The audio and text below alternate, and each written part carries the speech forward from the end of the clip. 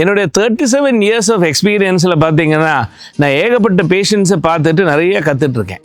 அதில் முக்கியமான ஒரு விஷயம் என்னன்னு சொன்னால், நம்ம எந்த பிரச்சனையில் இருந்தாலும் அது உள்ள அக்செப்டன்ஸும் அதுக்கு அங்கிட்டு உள்ள ஒரு ஃபார்வேர்ட் மூமெண்ட்டும் தான். இப்படி எத்தனையோ பேஷண்ட்ஸ் பார்த்தீங்கன்னா cancer, stroke, rheumatoid arthritis, multiple sclerosis இப்படின்னு குணமே ஆக முடியாத வியாதிகள்னு சொல்லப்பட்ட வியாதிகளோடு வந்திருக்காங்க. அதில் சிலவங்க வாழ்நாள் ஃபுல்லாக இந்த கஷ்டத்தை அனுபவிக்கக்கூடிய ஒரு சூழ்நிலை இருக்குது. வேறு சிலவங்களுக்கு இந்த டே எப்படி முடிய போகுதோ அப்படிங்கிற லெவல்லே அவங்களுக்கு அந்த சஃபரிங் இருக்க வேண்டியிருக்கு. இதில் காமன்லி பார்த்தீங்கன்னா அவங்களும் சரி அவங்க ஃபேமிலியும் சரி ரொம்பவே உடஞ்சு போயிடுவாங்க.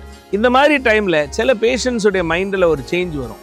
அவங்க இந்த டிசீஸ் கண்டிஷனை முழுமையாக அக்செப்ட் பண்ணிட்டு இது இருந்தால் என்ன, நம்ம எப்படி இன்னும் நம்ம வாழ்க்கையை சிறப்பாக வாழலாம் அப்படிங்கக்கூடிய ஒரு ஹோப் வரும். இந்த அக்செப்டன்ஸ் வந்துருச்சுன்னா அவங்க வாழ்க்கையில் எவ்வளோ பெரிய சிக்கல்கள் இருந்தாலும் அதை சுற்றி ஃப்ளவர்ஸ் ப்ளூம் ஆகாது.